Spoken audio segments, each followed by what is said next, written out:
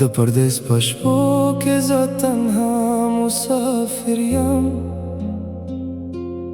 کور میرا شاید شه په غم کې زړه زخمیم. د وطن خوشبو مې په خیالو کې رواني شه، خو حقیقي دنیا کې زه یوازې ژوند یم.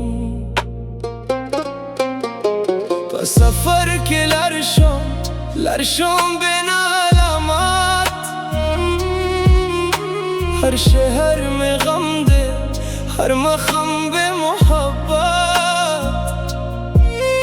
ستا یاد میں پزرا کے ہر سحر جوڑا کئی، خوزما پا قسمت کے جدائی لکل شوادا. د وطن کوچا میں پا خیالوں کے روان دے، دما پزرا کے ہر لمحہ ارمان دے. دا کور مشو من میں پا خیالوں کے خندے،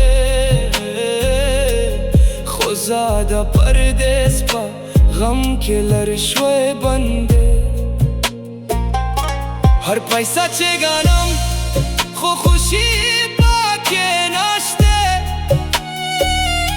दमीने की सरा लाला ओस हम नराशे. सब रूखी में जरा पार के स्वाजी, दा तन्हाई सफर में हर्ष पारवाजी. جرم ستا غم کې سوژم، زه د پردیس مسافریم. زړه مې ستا په نوم جرم، کور مې لار دې شوه جانانه، ځوان مې غم کې شوه جانانه.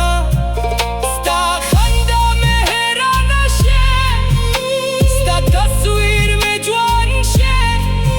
د سفر په سخت رستو کې زه یوازې وطن خیالوں کے ہر دم ستا پا میں نظراما. یا اللہ د تنہائی اور کیس واسم، زبا وطن ترا ورکم، خو قسمت میں لرائی کرا. زباست بغیر جوان تمام کن، خسرامستان اسپارشه. د باران په اواز کې ستا یاد راسي، د شپو خاموشي کې زړه مې وسي.